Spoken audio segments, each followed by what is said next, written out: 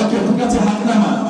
আমরা বলেছি যে যেহেতু আপনারা সবাই মাদ্রাসায় পড়েন, এখানে আলহামদুলিল্লাহ এখানে নামাজের ব্যবস্থা হয়, আপনারা এখানে নামাজ পড়েন, বাসায় গিয়েও আপনারা নামাজ পড়েন, আপনি কোরআন শিখেন, আপনার সাথে পর্দা করেন।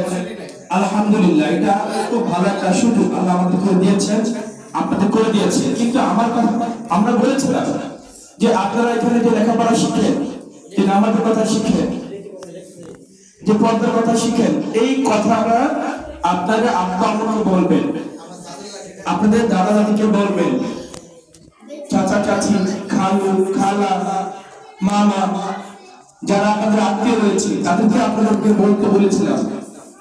আলহামদুলিল্লাহ অনেকে বলেছেন। তো আমার কথা হলো, ধরেন আপনারা সবাই, আপনি বেহেশতে চলে গেলেন, কিন্তু আপনার আব্বু বা আম্মু বা দাদা জাহান্নামে চলে গেল, তাহলে কেমন লাগবে? খারাপ লাগবে না? যে আমি বেহেশতে গেলাম, আমার আব্বা আম্মু জাহান্নামে গেল, আমি বেহেশতে গেলাম, আমার প্রিয় চাচা জাহান্নামে যাবে, আমি বেহেশতে গেলাম, আমার প্রিয় মামা জাহান্নামে যাবে, এটা খারাপ লাগবে না?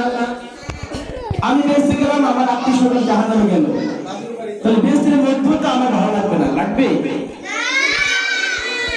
এই জন্য আমরা কি করবো? আমরা এই লেখাপড়া করে আমাদের আত্মীয় স্বজনকে আমরা দাওয়াত দেব যে আসুন, আব্বু আম্মু নামাজ পড়েন, দাদা নামাজ পড়েন, মামা নামাজ পড়েন, মামি পর্দা করেন, নামাজ পড়েন। এই মেসেজটা, এই সংবাদটা আমরা আমাদের আত্মীয় স্বজনকে দিব ইনশাআল্লাহ। পারবো না ইনশাআল্লাহ? এবং সাথে এই গল্পটা আপনারা শোনাবেন, দুইজন শোনাবেন। বলছিলাম জান্নাতে আমি যাব না তো ভাই, তোমাকেও জান্নাতের দলে নিতে চাই। বলেন সবাই, জান্নাতে আমি যাব না তো ভাই, তোমাকেও জান্নাতের দলে নিতে চাই। বলেন, জান্নাতে আমি যাব না তো ভাই, তোমাকেও জান্নাতের দলে নিতে চাই।